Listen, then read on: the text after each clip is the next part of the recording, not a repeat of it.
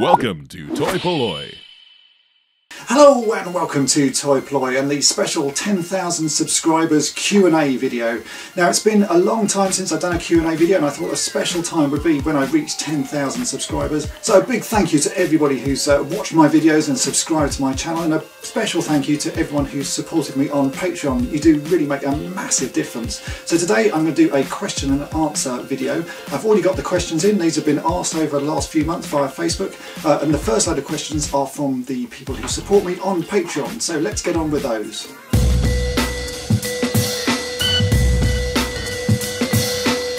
Really, I've been fixing and collecting toys all of my life. The toys that I had as a child, a lot of them were already second-hand when I got them. They were things that came from jumble sales and car boot sales, so were missing bits, already quite play-worn. And as a child, I would just sit and make the parts that were missing. So if I got a figure without a cape, like a Batman or something, I'd ask my mum if she had some fabric that I could use, and I would make a cape for it. Or if I had a figure without a weapon, I'd make something out of plastic, or just some bits of old modelling stuff that I'd have lying around. So really, yes, I've been fixing and repairing toys all my life. It's just something that I've always done because the toys I get have never been new to me in the first place.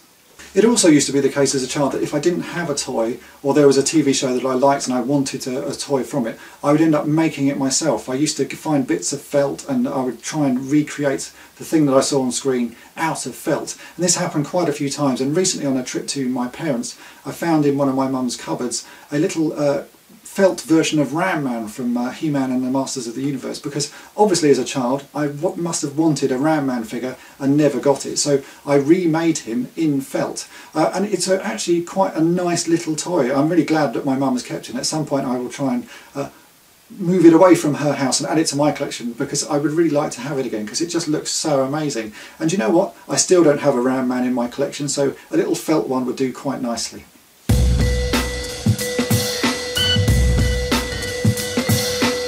Really, for picking up skills, it's just you do stuff as you go along. I've been doing this a long time, so every time I fix a toy I learn a new skill, and if it's something I've never tried before, I'll always do tests on toys that I'm not worried about if it goes wrong, because there's nothing worse than trying to fix a toy and breaking it. So I try and try things out at least once before I do it on a toy that I want to fix. And I have to say, YouTube is a great way of learning things. You can find skills not just for fixing toys on there, and I will look at restorations of other things that aren't toy related just to see how people do it, and it will give me a little idea on how I can go about fixing that specific toy, just using a trick or a tip from some other video.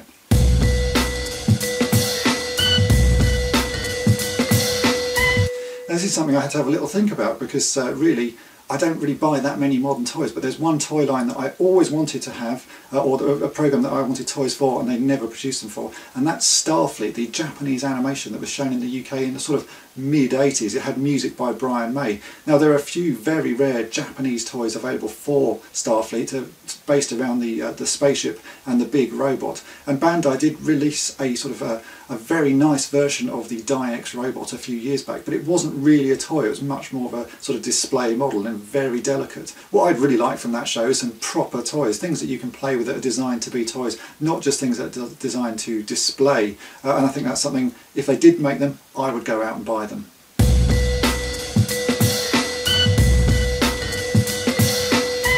Again, that's actually quite a tough question, because at the moment I'm really only collecting the toys and Action Man outfits that I remember having as a child, and I got one recently that I was able to finish thanks to Tony from Analog Toys, and that was the SAS sort of key figure outfit, as you can see here, and that is something I had as a child and I really wanted a nice sort of complete version of it, and I was able to complete this thanks to some donations from Tony. But I think next on my list of Action Man outfits that I want to get, another one that I had as a child is the sort of police motorbike that was released here in the UK. I remember having it as a child. The motorbike was lovely and the outfit was great, and at the moment I have nothing to do with that toy. I've got no parts for it, I've got no outfit bits, so that's the next one I'm going to hunt for and try and get everything, so I have a policeman on the motorbike, because I always remember that being an absolutely fantastic outfit.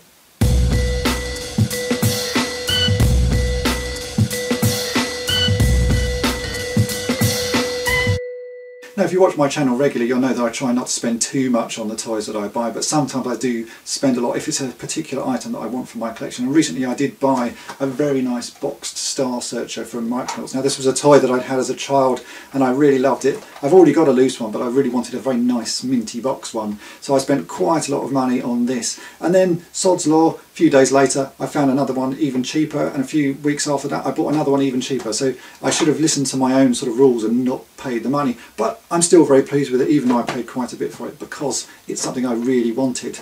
And as for the cheapest toy I've ever bought, probably has to be a Star Wars figure, and it will be a Biker Scout like this. I remember going to a car boot sale once and I spent 5p on a Biker Scout. This isn't the Biker Scout because I've got so many of them I don't know which one it was, but it was a Biker Scout and it only cost me 5p.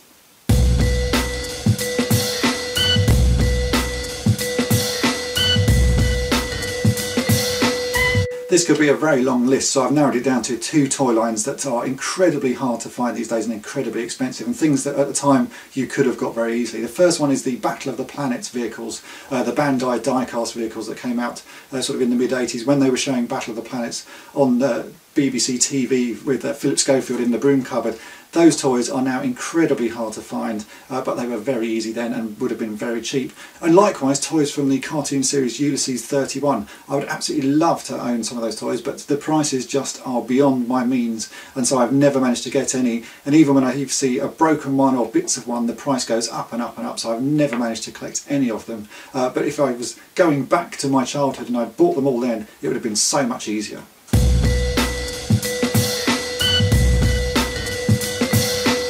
There's one main toy that I'm still trying to hunt down that I had as a child, and I've only in my years of collecting found one of them, and that is an LJN Stunt Rider. Now these are tiny little toys about the same size as penny racers, and they weren't particularly common then, but now no one really knows what they are. They don't have a great deal of information on them. They do say LJN on the bottom, but they're just almost impossible to find because they just look like a cheap plastic toy. Now I found this one at a toy fair and I paid 50p for it. It's not complete and the motor doesn't work. It's supposed to have a little sort of weight on the back of it so it does wheelies and that, but you really do never see them. So that is one toy I would like to get more of in my collection, but I just never see them.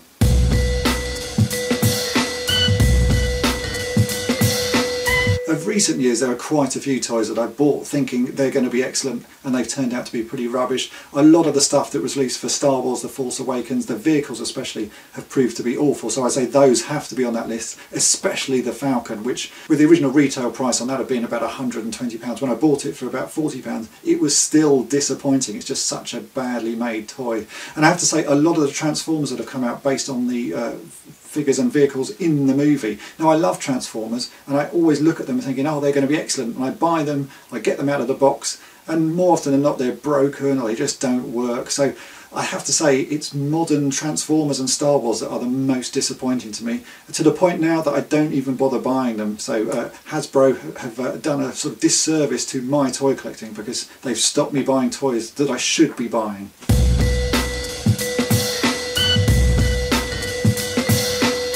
Hard one to narrow down to a single toy, because a lot of the toys I have, especially from things like Battlestar Galactica and Buck Rogers, are very quirky and cheap. But you've seen me review those, so check out those videos to see what I mean by quirky and cheap. But probably the most quirky one that I like and that I have on display in my room is actually my Cylon head radio. So not necessarily a toy, but it really is aimed at children, so I still class it as a toy. This is a fantastic thing because it's just a radio shaped like a Cylon head and the little red light in the eye. So it's weird and I love it.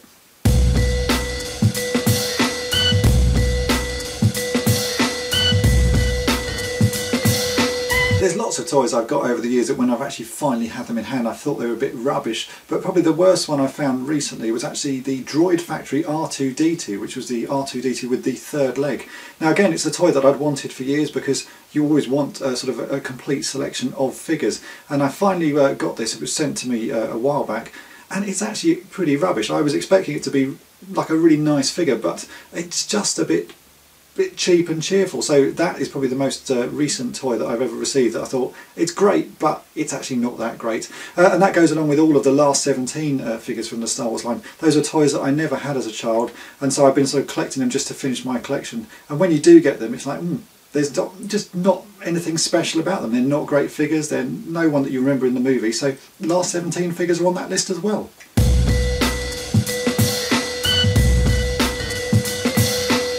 Again, that happens to me all the time. I'm always at toy fairs or car boots and I see things that I should buy and I and ah just because I'm thinking, oh, my collection's already quite big, and so I turn them away and sort of leave them there, and then I go back and they've either sold or I sort of regret it when by the time I get home I think I should have bought that. But probably my biggest regret was about 10 years ago I was offered 2 Battlestar Galactica Land Rams, and these are lovely vehicles but very hard to get, and I decided at the time that I couldn't afford to buy both of them even though they were only about $50 each, so I just bought one of them, and the other one was actually slightly more complete than this one. And now these toys, you never see them, and when you do they're up in the thousands, so I really should have bought both of them because it's such a lovely toy, and I've never managed to find the missing parts for this Land Ram, so that's probably my biggest regret of a toy I didn't buy.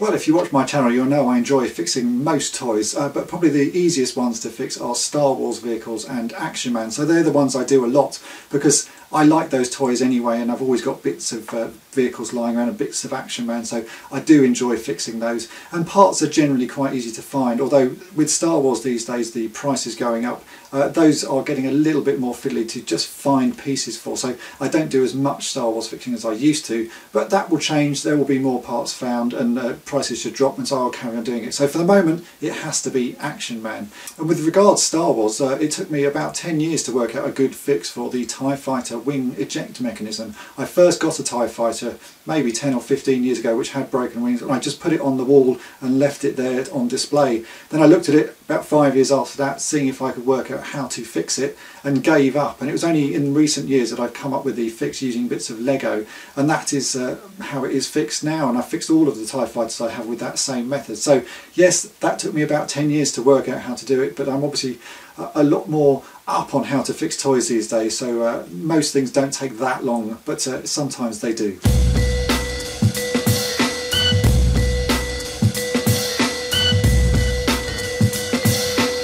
I think I get more satisfaction out of fixing toys than finding toys. I still get a thrill out of finding something that I haven't got in my collection or something that I've been searching for a long time, but you get much more of a connection with a toy if you take it apart and work out what's wrong with it and then hunt down spare parts for it and fix it and make it back to being as good as new. So for me the satisfaction comes out of restoring a toy, although I do still get some from finding them, especially if it's a rare thing that I'm really desperate for.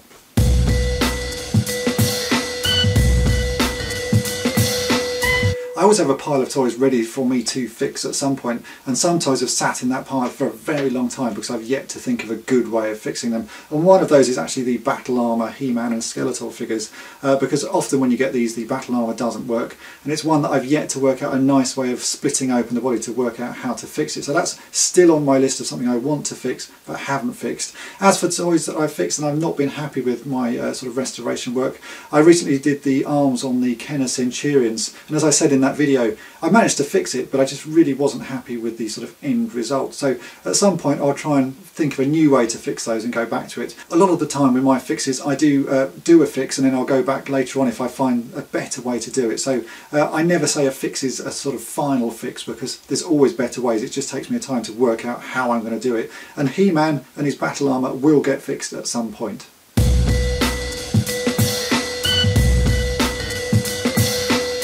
These fixes will all have to go back to Star Wars because I've been collecting Star Wars the longest. So probably the longest thing it took me to work out how to fix is the TIE Fighter, as I mentioned earlier, the wing clips. But the longest time it took me to find a part for a ship that I wanted to finish was actually the sort of cargo escape door for the Rebel troop transport. And it took me about 15 years to find that piece, because even 15 years ago the price of those was crazy, and now the price of the door is in ridiculous prices, so it just took me a long time to find one. But I did, so 15 years is probably the longest it's taken me to fix a toy or find the remaining part for a toy in my collection.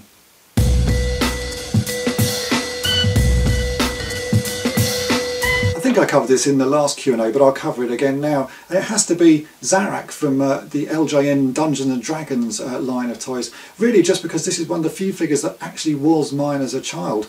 All of the toys in my collection are really things that I bought sort of since I was grown up, and I only managed to keep a few of things that I played with as a child because most of it got sold or given away. So this is one of the few figures that's actually mine from my childhood, and it's very special to me just because it is that toy, and I remember buying it and I remember the shop I bought it in, so it really is special to me.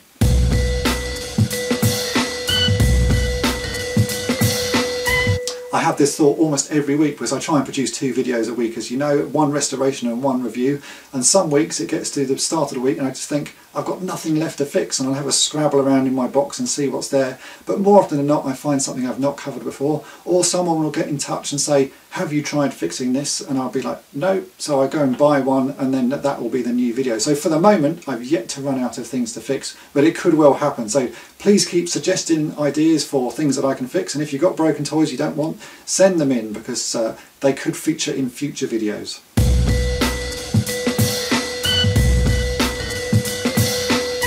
Mrs. Toy-polloi is incredibly supportive of the toys and restorations that I do. She obviously appreciates that I enjoy this hobby and that I enjoy making these videos and I enjoy fixing toys, so she's always there to help me, and especially if it's a toy that needs fixing, that needs a little bit of fabric work, I always ask her because she's much better at doing this sewing and sort of fabric bits, so she does help me out a lot on my restorations. So there we have it, that's the end of this question and answer video. Thanks to everybody who took the time to send in questions. I know I've not been able to answer all of them, but I've tried to cover as many as I can and as many subjects as I can, so I hope I've covered everything that you wanted to hear.